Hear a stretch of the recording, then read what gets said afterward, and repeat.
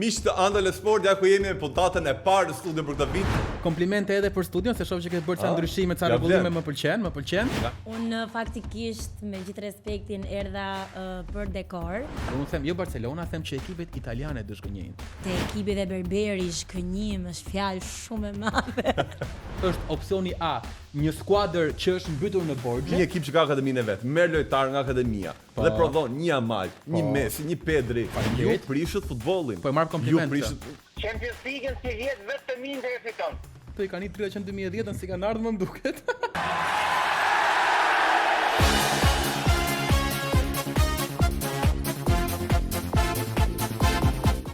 Miq të Andale Sport, ja ku jemi me puntatën e parë në studio për këtë vit, e fillua pak në terren me kombëtaren, por duhet pak tani për Ligën e Kampionëve dhe nuk jam vetëm, jam këtu me Manthon, ata që zihen duhen thon, prandaj një me Barçën, një me Realin, mirë do ishte. Përshëndetje Flor, faleminderit për ftesën, shpresoj ta nisim të jetë nisje sa më e mbarë e sezonit. Në fakt, komplimente edhe për studion, se shoh që ke bërë ca ndryshime, ca rregullime, më pëlqen. Nga hera fundit që ka ardhur?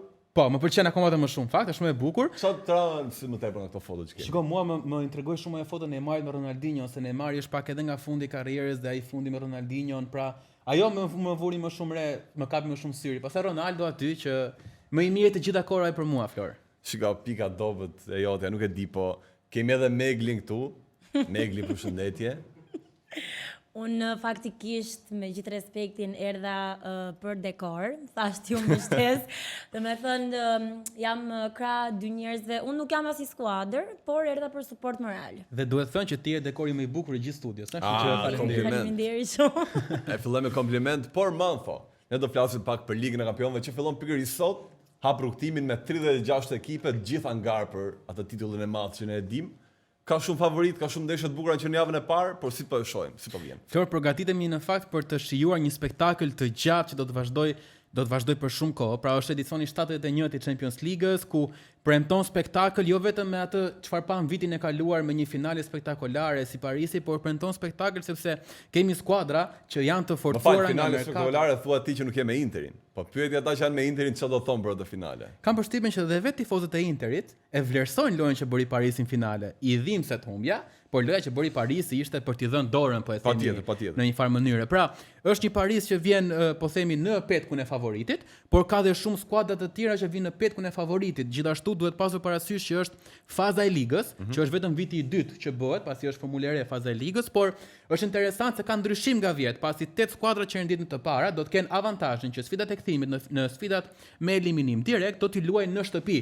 Pra ka menduar UEFA për ato, që të bëjë një avantazh se filluan ekipet e vore që nuk luanin më me motivim, po thon vendi 3 dhe vendi 10 ishin po një lloj kur kalonin. Pra më mirë të kemi motivim më tepër. Pikërisht, pra edhe kampionja e vitit kaluar Paris Saint-Germain e mbylli pothuajse shumë pranë eliminimit, dhe Real Madridi nuk u shqetësua dhe City nuk u shqetësuan shumë të merrnin top 8 vendet e para dhe pam ekipe si Lila ose skuadra të tjera që u ngjitën në top vendet e para. Pra kemi skuadra dhe ndeshje, do të kemi sfida që skuadrat nuk do të lejojnë të humbin asnjë pikë që në 8 sfidat e para. Atëherë ne do bëjmë një lojë që na udhëheq ti, me që ne kemi pak debat, ndoshta prania një femër këtu na ul pak gjakra se futbolli ka këto gjëra apo jo. A je sigurt se zakonisht femrat në futboll i ndezin gjakrat? Ne nuk jemi tribuna, ne jemi studio, kështu që nuk rrezikojmë.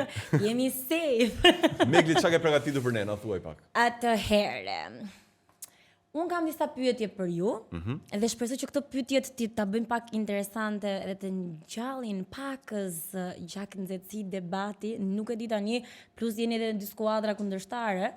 Kështu që Ma thonë nuk ishte fanellë e Realit, sot më habiti, ndoshta ka ish dorë. E kujtësh kjo fanella? Shiko, kjo është fanella Liverpoolit. Realin. Shiko të arsyetoj edhe pse kanë vesh fanellën e Liverpoolit sot. Kjo është fanella Liverpoolit. Ke një orë që flet për Ronaldo dhe ke vesh fanellën e Liverpoolit. Shiko, kur më ftoi Flori herën e parë këtu, kam ardhur me fanellën e Realit të Madridit dhe mendova që xhau afirmova tek shikuesit tuaj që jam me Realin. Okej. Tani, fanella e Liverpoolit është veshur ditën e sotme, pasi do ta diskutojmë edhe pak më vonë, Liverpooli shihet si favoriti kryesor për të fituar Champions League. Do ti je me favoritin. Dhe unë po ju tregoj kush është favoriti. Ju e dini shumë mirë që unë jam me Realin dhe nuk e ndroj. Absolutisht e papranueshme, nuk mund të vi këtu dhe të më marrë mua pyetjen. Cila është pyetja jote? Kjo është pyetja? Regjia, unë do të qohem emisioni, pyetja ime është me shenjë se emisioni juaj. Pyetja ime është, e cila nuk e mbaj mend se e kam thënë 4 herë gabim, cili është ekipi favorit? Okej, dakor. Mund ta arsyetojmë. Dukshëm një gocë në studio sportive ka shumë lidhje dhe shkon. Prandaj duhet gjithmonë një gocë kur ka diçka për futbollin. Sigurisht, futbolli dhe bukuria femërore gjithmonë që shkojnë bashkë. Mund ta arsyetojmë. Pasi ti pyet kush është favoriti për ne. Për mua është Reali Madridit.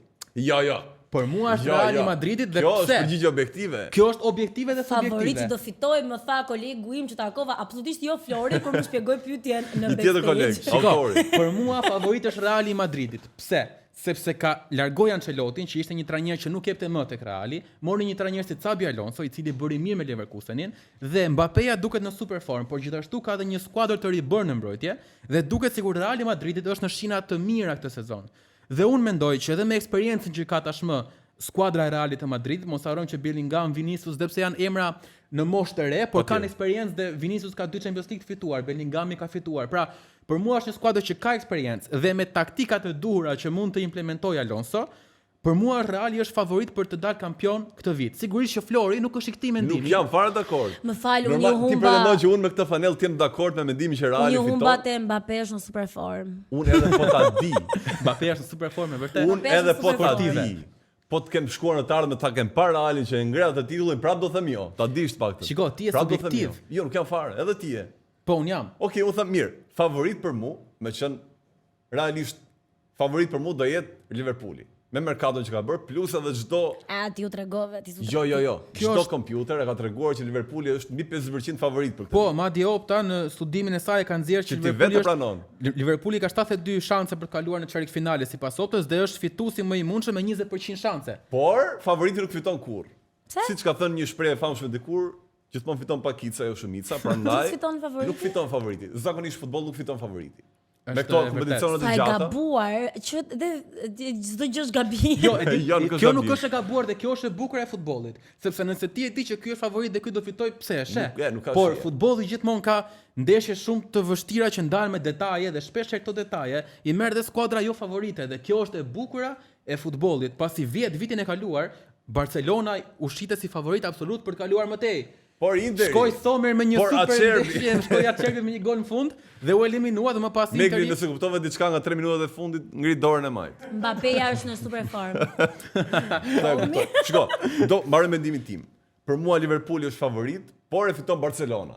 Pse Barcelona? Dhe pa qenë fare mendim personal tifozit. Jam shumë dakord absolutisht. Fiton Barcelona, po. Jemi dakord 2 kundër 1. Po pse Barcelona? Tani Lamine Yamal nuk e meriton një trofe thua ti? Nuk është ai gati ta marrë një trofe, ti tregoj botës që 18 vjeç ai mund të ngjerë atë trofeun e madh. Ai ja tregoi e para dhe e dyta. Kjo është pak problem. Negri ti di më shumë as duhet, di për jashtë. Po mos ishte Interi vjet. Ti mendon që Barcelona nuk do e fitonte në finale? Nuk i diet. Nuk i diet, po më mirë nga Interi do ishte në finale të paktën. Sigurisht, por Interi u tregua një skuadër shumë më e mirë për ta mposhtur në gjysmëfinale. Në 2 sfida, ajo një, mos e harro. Dhe unë mendoj që atë fati që nuk e pati atë vit do e ketë këtë vit, tani do vi. Plus ka kaluar shumë vjet që Barcelona nuk ka një trofe që i duhet. I duhet një ekip si Barcelona, i duhet një trofe të rikthehet. Un kam një pyetje tjetër për ju. Vazhdo me programin. Pyetja ime është, cili ekip mendoni ju që është surpriza e këtij kompeticioni për këtë vit? Shiko, unë kam gati. Dhe po them që këtë vit do jetë Napoli. Nuk e di a bëhet dakord apo jo.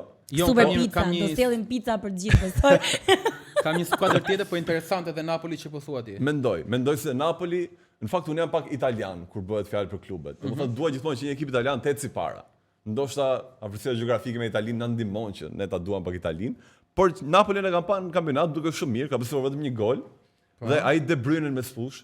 Mua më duket lojtari kyç i Napolit. Është temë diskutueshme, pasi duhet parë se do të shkojë te Napoli, edhe afrimi i sulmuesit Højlund është interesant pasi bëri mirë në javën që kaloi me bëri dhe gol. Në javën që kaloi. E ke vënë që këta që nuk bën mirë te United bën gjithmonë mirë te ekipet që nuk janë United. Është e çuditshme në fakt se si. Nuk është fare e çuditshme, te United nuk ka sistem mirë lojë. Është problemi United dhe kjo është. Ti te Napoli, ty nuk të mora vesh se u humba në bryla dhe për mua një skuadër që mund të bëjë surprizën është Tottenham. Skuadra angleze. Po vërtet do Tottenham shumë.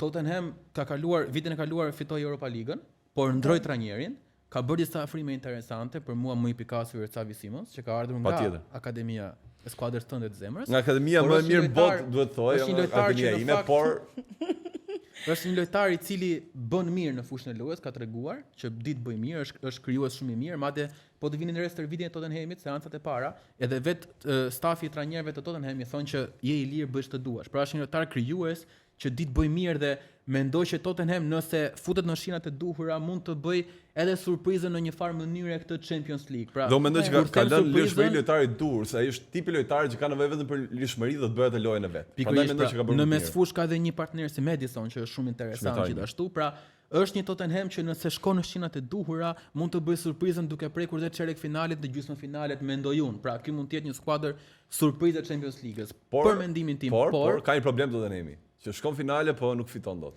Edhe nëse shkon finale, me trofet nuk I ka mirë punët. Edhe nëse shkon dhe nuk fiton për mua nuk është gjë e keqe. Nuk është e keqe fare. Kështu që Tottenhami edhe nëse shkon në finale do të ishte surprizë shumë e bukur për ne.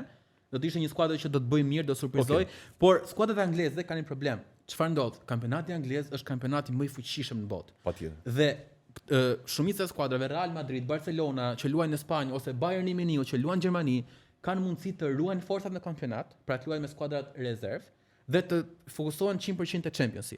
Këtë luks nuk e kanë skuadrat angleze, pasi kampionati anglez është I fizikshëm dhe është shumë I fortë, javë pas jave ka sfida shumë të forta.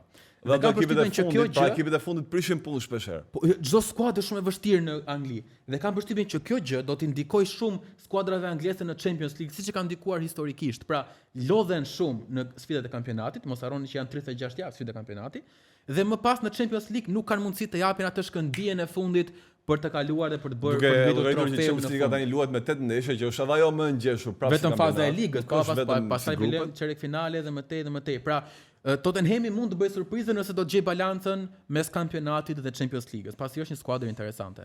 Shumë interesante që nga emri I skuadrës që nuk e di nëse do mund ta them dot deri në fund të. Po ne nuk të morëm një mendim ty. Kush është favoriti për ty për Championsin? Unë për momentin kam për të bërë pak pyetjet. Nuk mund të dal nga staleta. Por kot një pyetje për kuriozitet, çfarë shenjë jeti horoskopi? Unë jam Bricjap. Bricjap. 6 janari. Ai është dash. Si shkojmë ne? Që dash dhe Bricjap të ulur një divan duke rënë dakord për skuadrat, ky emision nëse do kishim ata që janë përtej kamerave, mund të zgjaste në live stream, mund të kalonim, mund ta zgjidhim, mund të ishim live të gjithë bashkë, gjithë Championsin. Dhe duke marrë parasysh këtë që sapo thash dhe surprizat, cili ekip mendoni ju që do shgënjej? Dhe jeni të bindur që do shgënjej. Ma thë për shgënjim. Ti bëre paraprit me Anglinë. Që the. Jo. Vetë the. Për kampionatin anglez. Nuk do shgënjejnë. Mendoj unë. A mendon ti? Mendoj unë. Për mua Arsenali, që deli kuotuari 2 për të fituar Champions League. Po, dhe ka një përqindje prej 16%, po. Dhe nuk mendoj që ka 16% mundësi të fitojë kampionatin. Fitojë Champions League. Po pse jo? Po nuk I ka. Nuk ka akoma një ekip kompakt për ta fituar. Hiqe vjet, okay, shkojmë mirë. Ju mundi Real Madridin. Vjet kishte një ekip më të dobët se këtë vit. Më të dobët. Dhe ku shkoi? Shkoi deri në gjysmëfinale apo jo? Por eliminoi Reali që nuk ishte gjikundi. Apo jo? Po çrëndsi ka shkoi deri në gjysmëfinale. Shkoi me një goditje me 2 gola deklarazë. 2 gola, ti mbaj më të mirë, 2 gola deklarazë. Nuk mendoj që është një ekip kompakt që shkon te porta me aksion, nuk e mendoj. Hiqe këtë, edhe kampionati I vështirë që ka. Edhe shorti Champions që prap ka ndeshje të vështira, nuk mendoj që do përqendrohen dot te 2 afrontet. Po, e vërtet, kam përshtypjen se Arsenali do të ketë fokusin kryesor te kampionati, por të zhgënjej më duket shumë Flor. Jo të zhgënjej, pra Arsenali përsëri mund shkojë çerek finale, gjysmëfinale. Të eliminohet çerek finale, çon zhgënjim? Varet nga kush eliminohet çerek finale. Varet nga kush, okay, po prap nuk arrin pritshmëritë e finale. E di kush temu që zhgënjen Floro? Ti do jesh kundër sigurisht, por unë them jo Barcelona, them që ekipet italiane do zhgënjejnë. Nuk jam kundër, ekipet italiane di që zhgënjejnë. Sepse Napoli e hodhe poshtë, Napoli ekipin tonë surprizues. Përveç Napolit, ekipet italiane përgjithësi nuk janë shumë ekipe europiane kur dalin. E vërtet. Ka qenë këmbemja me Juven që nxënë si mirë dhe kur del jashtë rrahin. E vërtet, jo vetëm kaq, por edhe Interi I ribër këtë sezon në një trajner të ri, nuk është askund. Edhe pse, po ndalen pak në një temë tjetër, Juventusin e dominoi në sfidën e kësaj fundjavë. Nuk është se Juventusi bëri më mirë se Interi. Po, por kush fitoi në fund? Juventusi me gola në distanca. Edhe Atalanta nuk është se po bind. Pra, skuadrat italiane duken shumë dobët në këtë fillim kampionati. Brengli e kupton? Thjesht, po mendoja më faqe ndërpres, po mendoja se ai përdori tha zhgënjim, thash fjalë pak e madhe kur për sa I përket, do doja të flisnin edhe për femrat, kaq kaq me delikatesë. Shkënim është një fjalë shumë e madhe kur flet për këtë ekipin. Ndërkohë, në jetë reale, dating life, por kur vjen puna te ekipi dhe Berberi, shkënim është fjalë shumë e madhe. Ti nuk e di sa vuajmë ne kur skuadrat tona zgënjehen para kohë dhe largohen para kohë. Ti nuk di sa vuajmë ne kur Berberi nuk ka orar. Që dukshëm nuk pati orar. Kur s'ka orar është mirë, po kusha njoftimi jeni pushime 2 javë gjys. Dram. Nuk ndrohet Berberi, kam e vërtet. Është fjalë shumë e madhe. Nuk ndrohet Berberi në jetë. Po shiko. Jo, Berberi nuk tradhtohet kurr. As skuadra zemrës besoj. Patjetër. Toti e ka thënë që mund të tradhtoj gruan për skuadrën e zemrës jo. Kush? Toti. Legjendë e Romës. Kombëtarës italian dhe te Roma. Kështu që e kuptoje që kur e thot ai kush jemi ne. Kush jemi ne ta kundërshtojmë. Kështu që me që ju e dini tashmë dhe ju që unë ndjek shumë futbollin, kam nevojë për një emër, cili lojtar do bëj më mirë këtë vit, po e dua emër duke marrë parasysh unë i njoh. Po kam përshtypjen lojtarin tim ti e njeh, pra atë që do të thas, kështu që për mua është Kylian Mbappé. Për mua është Lamine Yamal, me që e kemi bërë vetëm me tifozë këtë emision, atë Lamine Yamal. Po jo pra. Më lejo të argumentoj. Më lejo të argumentoj. Okej, jepi. Dakor? Mbappé është gjetar, i pëlqen aventura, duket mund të ketë pak shpirt kompetitiv. Ky është argumenti. Edhe i pëlqen të marrë atë që do. Okej. Shiko. Ky Yamali që ishte gafore. Yamali gafore. Pak emocional, vaj, mund të qajë. Rritur breakdet, jeton durrës. Zonat ngrohta, divjake diun. Shiko, këtë sezon Mbappé ka nisur shumë mirë, ka 4 gole në 4 ndeshje me Real Madridit. Pra është në super form, e mbylli dhe kupën e botës për klubin në formë të mirë. Por po se jam Realin, pra nuk kam lënë subjektivitetin me Njan. Okej. Aktualisht flasim. Nuk e shumë me Njan. Kush që fiton Reali dhe Mbappé lojtar më mirë? Aktualisht flasi kush lojtar më i mirë se Mbappé. Aktualisht. Yamal. Këtë nisë sezoni? Po Yamal që ka luajtur 3 ndeshje me hallet të tjera miku im. Mund ta krahasosh me 3 ndeshje që ai nuk ka luajtur, me 3 ndeshje që Mbappé ka luajtur. Mbappé ka bërë më mirë se Yamali, po them këtë nisë sezoni. Vitin e kaluar, po iko ai vit, iko ai Champions. 38 ndeshje me 3 nuk kanë. Këtë vit un pres Mbappé shumë të mirë pasi është sezoni i dytë me Real Madridit, pra u familiarizua me shokët e skuadrës, ka nga pas një Arda Güler shumë interesant që vitin e kaluar nuk ju dha shansi dhe Arda Güler ka treguar që ka një tmajt jo vetëm për goditur portën, por dhe asistime shumë interesante. Dhe po e shohim që kanë një kimi bashk, dakor? Dhe kjo gjëja mua më duket plus për Mbappé, dhe Mbappéja vet është viti 2 të Real Madridit. Me ato bujë që erdhi ke Reali, dhe ai e di që nuk ka luksin e tepër të mos ketë më sukses te Reali Madridit. Dhe viti 2, maksimumi viti 3 janë për Championsin për të. Ti nuk mendon që të njëjtin presion e ka edhe një lojtar i cili ka mbajtur mbi shpinë kombëtare spanjolle, është 18 vjeç që ka një presion të madh, ka marrë numrin 10 te Barcelona, që ishte dedikuar mos të jepej më dikujt, e ka marrë numrin 10 dhe është viti i parë me numrin 10. Pra, ka një lloj presioni të madh që është edhe motivim krahun tjetër apo jo. Por është 18 vjeç, mos e harro. Ky personi mund të ndikojë keq. Po, ky personi mund të ndikojë keq, por mos harro edhe diçka tjetër. Duke qenë që Yamal shpërtheu vitin e kaluar, fokusi i trajnerëve, i lojtarëve, i mbrojtësve është mbi 100% tashmë te ai. Patjetër. Vitin e kaluar Yamal kishte luksin të neglizhohej. Nuk po them gjithmonë se te Reali nuk e neglizhoi një vit që bëri spektakël. Ti e pe me Interin që gjithë ekipi u vë mbrapa dhe nuk e ndaloi dot. Dakor. Po këtë sezon merren masa. Ti e ke dëgjuar në sport është më e vështirë të mbash titullin e kampion se ta fitosh apo jo. Si mendon ti? Një skuadër më e mirë në strukturë është opsioni A, një skuadër që është mbytur në borxhe? Jo. Apo opsioni B, një skuadër që deklaron çdo vit 1 bilion euro fitim. Një ekip, po miliard të forcë argumenti, por veç para se të përgjigjet. Një ekip e ka fjalën, një ekip që ka akademinë e vet dhe gjysmë e lojtarëve që prodhoni merr nga akademia vet. Nuk ka nevojë të bëj blerje 200 milionë. Ka borxhet o vlla tash. Nuk ka lidhje borxhet. A lun mirë apo pse? Tani, se un po ta them ty me që ti e kupton më mirë. Një ekip që ka akademinë e vet, merr lojtar nga akademia dhe prodhon një Yamal, një Messi, një Pedri, një Gavi dhe shumë lojtarë tjerë nga akademia, apo ju që këta lojtarë merrni të gatshëm, duke shkelur fair play financiar me të dyja këmbët për të harxuar 5 milionë euro për një transferim. Kjo nuk është e vërtetë. Nuk është e vërtetë kjo? Kundër argumenti. Nuk është e vërtetë se Florentino Perez është e UEFA, nuk është e vërtetë. Kundër argumenti im të lutem? Po. Atëherë, Reali Madridit, akademia e Real Madridit ka prodhuar një mbrojtës të krahut të djathtë legjendar si Dani Carvajal. Një sekondë nderuar, një sekond. Ka prodhuar një mbrojtës interesant si Raul Asensio. Interesant. Ka prodhuar një lojtar si Alvaro Morata që ka bërë mirë kur ka shkuar në Itali. Ka bërë mirë dhe ka qenë top nivel botëror. Ka bërë kombëtarën spanjolle, nuk janë në njëjtë gjë. Tani stop prap. Nga ana tjetër, skuadra jote prodhon talente, por nga ana tjetër investon mbi 130 milion euro te Coutinho që del dështim, investon mbi 100 milionë te Dembele që del dështim. A nuk janë gjëra që ndodhin në futboll? Por është një skuadër që nuk bazohet tek akademia. Gareth Bale Blera do shtoj Gareth Bale. Blera e parë futboll 100 milionë euro. Ju e thyet rekordin e transferimit. Faleminderit. Ju prishët futbollin. Po e marr kompliment. E merr kompliment që prishët futbollin, që bën shifrat financiare. Nuk është faji jon që jemi milioner apo jo? Ja. Po ja kjo është. Ju keni akademi dhe jeni me borxhe. Ta krahasoj me Eglin ta kuptoj. Se nuk din të menaxhojnë, sepse blen lojtar kanë 130 milionë euro. Jo, ta shpjegoj si duhet, që ta kuptosh edhe ti. Je në një lokal, je në klub, okay? Tani vjen dikush edhe blen. Se këtu do fokusohet. Je në një klub. Vjen dikush që përdor argumentin jam milioner dhe më lejohet. Blen një shishe që vlen 100 euro e blen për 1000 euro. Dhe përdor argumentin jam milioner. Dhe ti si klub detyrohesh që të gjitha shishet e tjera të çosh ka 1000 euro. A nuk e prishti tregun për mua që jam njeri I thjesht aty? Unë mendoj që njëri që thotë gjithkohë jam milioner s'është milioner, është pa buks. Faleminderit. Kjo ishte përgjigje pikante. Nga ato shkrimet në Facebook. Kjo ishte pikante. Më fal, ke pa emisionin ti? Shiko, ne në futboll na interesojnë shumë miliona, kështu që për ne janë të rëndësishme. Prandaj Florit, argumenti jot nuk më pëlqen sepse ju jeni në hall të madh. Nuk pëlqen se prek aty ku dëm më shumë. Jo, nuk ka lidhje fare sepse ti e di që financat janë shumë të rëndësishme në futboll. Patjetër që janë. Më pëlqen që po zgjini për milionat e huaja. Nuk kam milionat e ekipeve tona. Kemi edhe ne pjesë. Un kam bler një fanellë të Barcelona 99 euro. Pa 99 euro shitim nuk do e bleni dot Lewandowski ata. Saktë. Jam shumë dakord. Lewandowski duket që nga emri që s'do blej dot.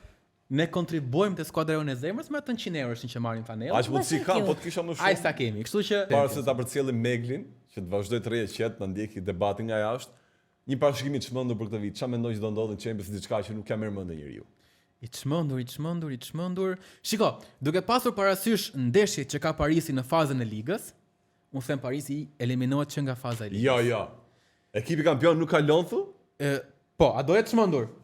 Tani Dembele I dëmtuar, Kvaratskhelia I dëmtuar së fundmi. Gjithsesi, Doué I dëmtuar, një skuadër që nga vjet është ngopur shumë. Unë mendoj që Parisi mund edhe të eliminohet në fazën e ligës, sepse ka dhe ndeshje shumë të vështira. Shikoni, Parisi ka përvardhje me skuadra si Atalanta, Barcelona, Bayer Leverkusen, Bayern Munich, Tottenham, Athletic Bilbao, Sporting dhe Newcastle United. Pra ka një rrugë. Kalendar jam dakord, kalendar më i vështirë. Kështu që mos u çuditu, por çuditë pak. Mos e përjashto të eliminohet Parisi. Nëse eliminohet, më ke një pije bosh nga to këtu se çfarë interesante. Shko, për mua, ekip që do bëj surprizë do jetë Galatasaray. Dhe them që do heqë një ekip të madh nga kompeticioni. Do thua është ti ç'ne. Kur thua do heqi nga faza ligës apo? Jo, kur të kaloj. Çerfinale më tej. Mendoj që të kaloj një herë para. Pra, kemi Osimhen, kemi Icardin, kemi Gündogan mbrapa, kemi dhe Sanen. Janë 4 lojtarë në partën e avancuar që janë lojtarë goxha të firmuar, duhet thënë. Po, emrat janë shumë të mirë, vërtet. Edhe mbrojtja nuk është keq, është solide, kështu që për të kaluar mendoj që I kanë mundësitë e mira. Pastaj mendoj që gjithmonë ekipet turke kur luajnë shtëpinë e vet kanë një avantazh të madh tifozërinë e tyre. Mendoj që mund ta bëjnë diçka të madhe. Nuk jam kundra me mendimin tënd, është goxha interesant, pasi seriozisht Galatasaray ka emra interesant. Nuk e di, domethënë grupet mund të kaloj fazën e ligës, por të eliminojnë skuadra të mëdha në çerfinale, kjo më duket e frikshme. I ka ndodhur më përpara. E mban mend që ju ka mundur një herë në Turqi, unë mban mend që Reali ka pas vuajtur shumë me Galatasaray kur kishte Drogba në atë kohë. I prishë ba Drogba çfarë lojtar. I prishë me Schneider, me Drogba. Kanë qenë një skuadër e mirë. Shpresoj që kjo çështje të të ndodhi, pasi Galatasaray është gjithmonë një emër I ri në futboll, jep më shumë emocion. Shikoj, gjithmonë kjo hirusha duhet pak futboll, gjithmonë dikush I prish fund tjerëve duhet. Po, kështu që shpresoj parashikimi jot të jetë I vërtet, pse jo, por e shoh të vështirë të heqë një ekip të madh. Nëse kalon fazën e ligës nuk jam kundra. Po, prandaj thash parashikimi I vështirë, se ti ishte lehtë nuk e bëja. Unë po ndjem pak e tepërt. Nuk ka asnjë parashikim të çmendur. Megli falenderojmë ty që na shtove bukurinë e puntatës parë. Faleminderit që vazhdojmë me debatin ton agresiv. Po unë do t'ju ndjek prapa kuintave dhe mos harroni që Dhe gjatë këtij pushimit tonë, di çfarë ndodhi? Më merr një intervistë në telefon. Çfarë desh? Tha nuk na përmendët fare, ne këtë vit e fitojmë. Ju keni natë me Interin. Si më si përmendëm, thash do jetë dështim, a më dëgjoj? Çfarë dështim e thotë? Po jam, Interist më dëgjuat, jeni dështim, do jeni dështim të sezonit. Do fitojmë trofeun, tha. Trofeun Interi. Po merr telefon ti? Ta marr ta thot vet çka kishte në mendje. Alo, përshëndetje. Përshëndetje, Andale, përshëndetje. Përshëndetje, kush jeni nga flisni? Unë jam një tifoz I zjarrit I Interit të marrëm nga Rrodrozhina. Okej. Dhe desha mi baj, kam një mesazh për gjithë tifozët e Milanit, si vjeta viti I Interit. Ua, mesazhi I egër live, vetëm për Milanin. Po ç'a mendon? Mendon që do e fitoj Interi? Champions League-ën si vjet vetëm Inter e fiton. Interi si vjet, po pse? Deklarat. Me ne të shpresa Milanit u bot ka 60 vjeqa se pa fiton Interit. Po jo tani mos i ofendo milanistët. Po pyete pak lutem. Ke këtë mendim mbas ndeshjes me Juven? Tifozat e Milanit e kam këtë më shumë. Si me këtë lujt me atë, me shpitë pensionista dhe me Luka Modric në 40 vjet. Po pse në Kitarian sa është? Unë jam si tip parashikuesi kështu në karakter, gjithmonë ma ka thënë shoqënia dhe më kam thënë se Inter Real Madrid finale. Gol Schneider me kohë gol. Po kisha tifoz si flak të Interit më. Schneider e ka barkun deri te gjuri miku im. Mendoj që jep Milito topin dhe bën Schneider i golin. Ore, po pyete pak, po tani që iku Aslani, keni shanse thuj? E kthen portieri dhe shënon Schneider me kohë. E di ka dhe mënyrën e golit apo jo? E kthen portieri. Po pse më burr vetëm Milani do marr 40 vjeçar në lojë, marrim dhe ne mor burr. Mirë, do ktheni ata është punë tjetër. Do luajnë me legjendat, e kanë kështu lojë FIFA. Ashtu po. Kamera, kam hallë se na ka hikë dhe Aslani e lojtari kombëtarës mor burr. Ne, problem. Më mirë apo më keq? Më mirë apo më keq? Për zotin, ma mirë se duhet pak gjak shqiptari aty, por duhet i fjemi Afrikan me njanit mu gjakat i fjo. Mirë ka. Po, Ka dhe nga zona vetë. Slute, po hajde më. Kur tu në i di? Po nesër me Juven e pe? Ma pyet pak, lutem. Nesër me Juven. Alo. Ikën valët prap. Ikën valët prap nduket. Shiko, na merr kur të vinë valët e finale e Champions, okay? Në rregull, zetë që në Juve nuk e di se që ashtu. Dhe minut 90 pas neshën se na u shputën valë, se s'kena drita masor. Barazim ka dalë, pa merak, barazim ka dalë. Barazim, 3 metra e di me sa dion. Je mirë, e shumë mirë. Të kishe nik dritat më herët, kishe fitu. Qej zoti mu, pika tere. Nuk ka problem, na merr prap finale, mos harro. Pa merak. Hajde natën. Natën, qartë.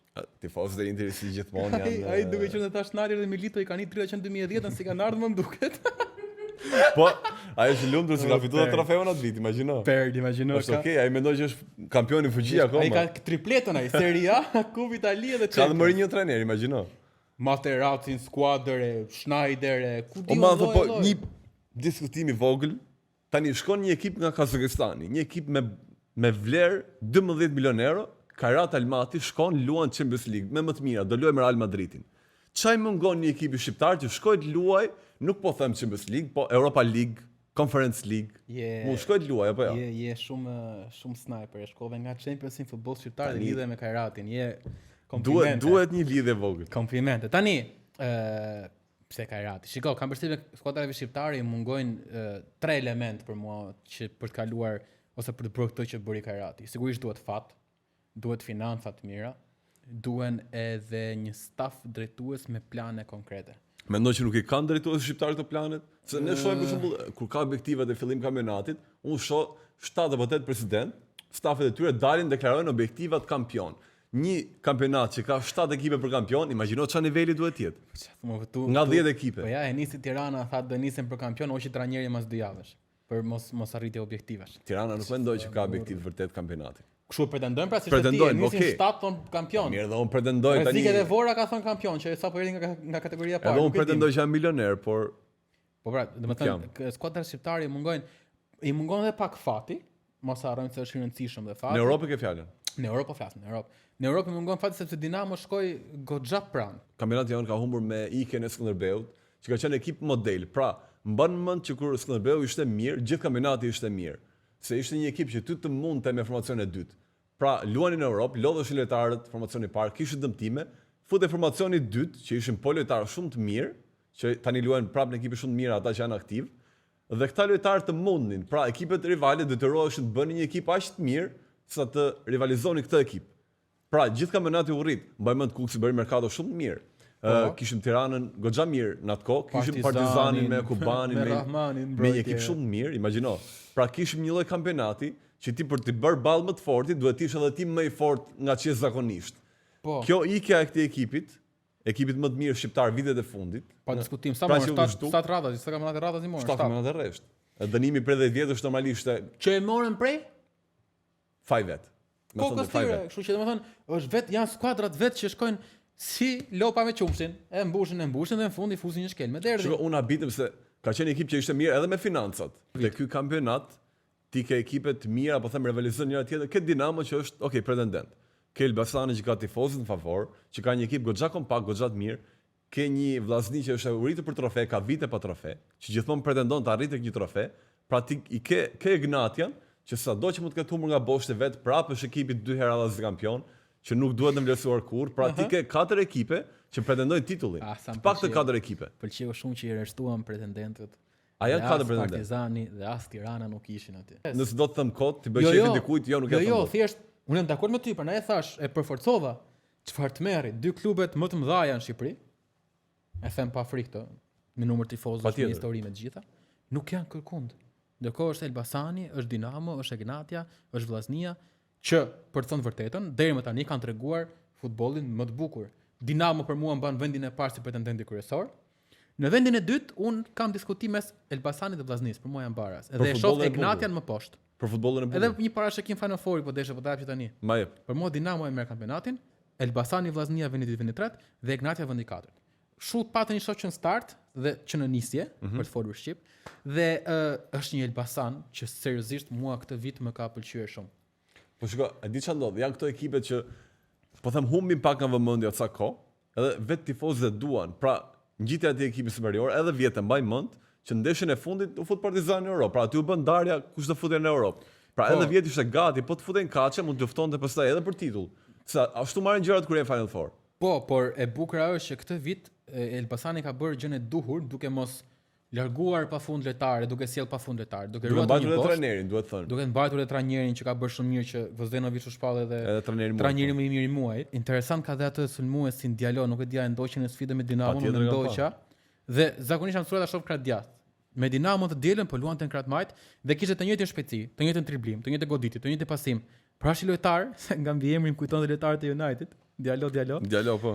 Dhe u shpall dhe lojtari më i mirë i sfidës. Pra është një Elbasan shumë interesant për këtë sezon. Një trajner i cili duhet ende të afirmohet, se Skënderbeu ka pasur, por me Elbasanin po bën mirë, kështu që mbetet për të parë se çfarë do të bëj ky Elbasan. Siç e tham, aktualisht pretendentët Dinamo për mua në vend e parë, Elbasani Vllaznia dhe më pas Egnatia që ka dëmtuar në një farë mënyrë grupin duke e dobësuar atë. Që jemi te trajnerët. Kemi Bordin tek Tirana, një trajner i cili vjen dhe ndryshon pak filozofinë e ekipit. Të paktën me rregullat e reja që vuri. Fillon stërvitja paradite, duan lojtarët një orë përpara, që ti dhe unë kemi ndjekur dhe kemi parë që lojtarët e Tirana vinin minutë fundit, dilin nga makina, futeshin fush, pra ishte një lloj. Dhe jo vetëm, nuk është vetëm Tiranës kjo. Okej, Tiranën kemi parë më shpesh me që jemi këtu. Kemi parë këto dhe problemi. Flora dëgjoj, ka zëra se këtë gjë më drejtat e kombëtarës tonë. Nuk e kam konfirmuar. Biseda me autobus. Bisedë me koleg, po, për zbrit hoteli ke fusha, zbresin çik me dëngla. A ti thua marrin pa qef. Ka zëra që shkojnë stërvitje me dëngla me kështu. Prandaj ka filluar rezultatet dyshime. Kështu që mos më sulmosh lojtarët tu që luajnë tu se e bëjnë ata kombëtarës tonë, sipas zërave gjithmonë. Dhe Bordin ka bërë një takim kokë me kokë me çdo lojtar individual, që unë mendoj që është vendimi mirë për Tiranën, që nuk ka bërë merkaton më të mirë të mundshme, por ndoshta ti kur e merr çdo lojtar personalisht, jep një farë motivimi nga ana morale pak më tepër, mendoj. Të marrësh më të mirë në çdo kujt që ke. Dakor, po me kë po flet Bordini? Po flet me lojtarët që kanë dispozicion, atë që kanë merkato të mirë Tiranës, kjo është pyetja, ka bërë Tirana merkato të mirë? Nuk ka bërë për mua merkato më të keq e kampionatit. Po pra, janë lojtar, ore pikse pari për mua janë lojtar që nuk e njohin fanellën o Flar. Se kampionati shqiptar është një kampionat për mua është më shumë fizik dhe me zemër se sa teknik. Dakor? Dhe të marrësh lojtar që luajnë për Tiranën, për Partizanin, po nuk e din se për kë luajnë, sepse është ndryshe mendon një çun kryeqyteti kur Tirana po humbet 0-1 me Flamurtarin. Dhe ndryshe mendon një çun pa dashur, mos ngatroni jo me racizëm e gjëra. Ndryshe mendon një nga Afrika, nga Europa, nga Azia, nga gjithë. Nuk e një fanell, nuk e një peshë. Nuk e di Partizani thotë po mirë Flamurtari thotë ai shef me Flamurtarit ai ekip me lojtar spanjoll me trajner spanjoll thotë Flamurtari është lart thotë. Po ne e dim që Tirana, Partizani dhe këto skuadrat fanella tyre sa lejon të barazojnë me Flamurtarin dhe po të ketë 11 spanjoll në fush. Sepse është një fanellë e rëndë dhe për këtë arsye kam përshtypjen që dëgjoj, edhe te Tirana vet, se edhe ti besoj ke folur. Po flasim me lojtarët e moshave, janë të pakënaqur që nuk kanë minuta. Shko, që nuk përjepen minuta. Me të drejtë. Unë mendoj, luaj të misore, i pjesë 2 dolëm 1-1, s'na japi mundësi tash. Unë mendoj që një ekip që e di që nuk e ka financat për bërë merkaton e mirë, ke një akademi që është aktive. Akademia ndoshta më e madhe në Shqipëri për numra, po them akademia në Tiranë duhet të jetë më e madhe. Dhe një akademi që ka treguar që prodhon. Patjetër. Ismail Gecic, Elhaka, Ernest Muçi, që është një nga lojtarët më të mirë shqiptar, ta përmend. Pra, një akademi që ka treguar që ditë nxjerrë talente. Pra ti lejoje këtë ekip, ndoshta në vitin e keq, merr 2 apo 3 lojtarë tuaj në nivel të mirë dhe mbaj gjithë ekipin me akademi. Mendoj që edhe tifozët do ta falin kur të humbësh, se do thonë të paktën këta çunat lujtën e ndjen fanellën. Këta nuk lujtën duke thënë po shkoj të bëj një selfie apo dal mbrapa në klub se e kemi pa lojtarët ku shkojnë pas neshëve, kur humbin. Kam pa lojtar, kam mbaru derbi, kam pa lojtar në për rrugë të bllokut që nuk ka shanse një lojtar që ndjen fanellën dali aq lirshëm. Lojtarët tuaj kanë fjalën. Flora mund kujtojnë lotët e Grenta Lilit kur ra Dinamo nga kategoria në Shkodër. Po. Qante me ujë. Po e kanë ndjemë shumë gjithë. E kanë ndjemë shumë. Po ai lojtar duhet më mirë të bija ai një vit e të ngrihet pra vitin tjetër se të marrësh lojtar që siç e the ti mbaron ndeshja dhe shkojnë tek e kemi pa. E kemi pa të gjithë. Tani dhe kjo është ajo që më bën çuditë futbollit shqiptar se siç e the ti edhe unë, Tirana vuan për financa. Pse duhet të marrë lojtar të huaj? Se po flas jargon tani Tiranë se duhet të marrë lojtar të huaj. Se duhet marrë lojtar të huaj për të luajtur për Tiranën, kur edhe në fush nuk kanë diferencë me lojtarët e akademisë. Dhe për gjithë që na ndiqni kur themi Tirana, nuk themi vetëm Tirana. Çdo ekip shqiptar. Partizani ka akademinë shumë të theksuar dhe prap nuk i jep shumë mundësi talentëve të rinj. Ka shumë talente te Dimala i Qokthi që po luajnë, por ka edhe disa të tjerë që akoma si është dhënë shansi. Pra, skuadrat shqiptare do ta kthejnë pak vëmendjen tek talenti shqiptar sepse ka, nuk është se s'ka. Patjetër.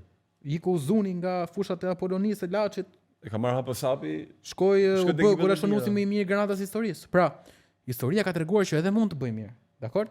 Dhe nuk është se ka diferencë me lojtarët e huaj, por ashtu një dialog që dakor, aty i them dhe unë duart lart, vlla, ky luan, çati bëj haka lall. Ty do dalë një Kuban, ty do dalë një Sawet, ty do dalë një Olainka, por nuk do jetë gjithmonë ashtu. Në 22 në një ndeshje me 22 lojtar, nga këta 18 janë tuaj. Domethënë kjo është ajo që më dhëm pak, për të thënë vërtetën se ka lojtarë. Mendoj që gjithë ata që ndjekin kampionatin shqiptar, edhe kur ka ndryshuar ky rregull këtë vit që lejohen tuaj pafund, e ndjej pak diferencën te lojtarët shqiptar që janë më pak nga kampionati. Se Flora edhe derbi shijon ndryshe kur ke lojtar që din fanellën në burr.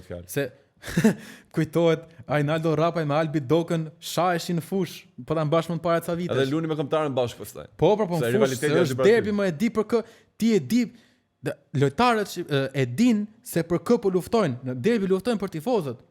Apo jo? Dhe kjo është e bukur, ka grind, ka gjë, kurse lojtarët e huaj nuk e din atë gjë.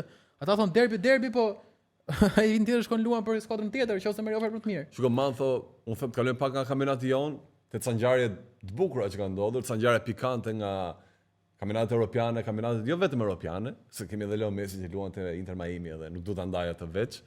Por kemi rubrikën Varin quhet. Si? Varin. Kush ka gjetur këtë rubrikë? Mendja kreative e autorit këtë emisioni nuk jam unë, është dikush tjetër. Komplimente, më pëlqen. Edhe ai e ka gjetur, Flori Thomaj quhet. Prandaj kalojmë pak te mund të hapësh pak varin?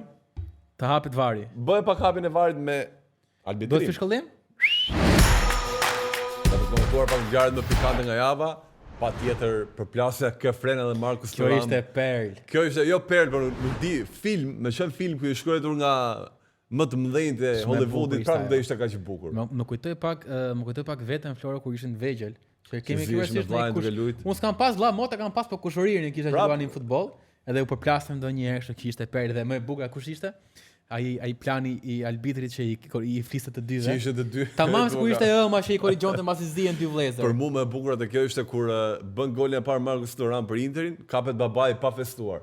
Bën golin Kefreni, babai po shpërthente, por normalisht ai ka luajtur me Juve vet, kështu që lejohet pak ajo festë. E mbamën, edhe vjet mbamën kur festonte Thurami që kush skërcen është bardhë e zi, që i rrifte jati. Ja kopjoi edhe festimin. Kefren bëri golin, kopjoi golave, po. Ishte shumë pikant. Vlezër. Megjithëse një tjetër gjë interesante ishte fakti dhe në fund fare, po e mbaj mend sfidën kur u bë goli 4, që u ka plani që po qeshtin dhe ka marrë shumë kritika. Eksaktësisht, pra u kritikuan fakt edhe pse unë nuk mendoj që është për të kritikuar, sepse vlezër janë. Shiko, kur ti e di që ekipi jot po mbet në një rivalit përbëtuar. Dakor. Ka pasur golin e 4, prapë kam përshtypjen që Turan po i thoshte vllajt vet ti e di që është faull apo jo. Pra ne po qeshte. Kam përshtypjen që kjo ka qenë biseda. Se ata nuk gabojnë para kamerave të bëjnë. Ata e vendosën bluzën, kështu që un jam i sigurt që ajo ka qenë biseda mes tyre. Neki pak foto tjetër. Kjo është, kam përshtypjen për këtë u bë qimja tra më shumë se ç'duhet Flor. Një penallti e gabuar Leo Messi Por gabim me Panenka që duket pak që tentohet edhe gabohet, nuk dëgjoj, Flor, ç'a do të bëj Messi? Ti e di që unë jam tifoz me Ronaldon. Por ai është në një status vëlla që ç'a do të bëj, ne i themi faleminderit që po e bën edhe kur gabon Panenka. Patjetër. Kështu që për mua nuk u bë thjesht qimi atra më shumë për një klikim më shumë, por jo. Jo, thjesht, a di ç'a ndodh kur një lojtar i madh gabon, qoftë Messi apo Ronaldo, për shembull gabon Ronaldo një rrafëshat poshtë 40 vjeç më.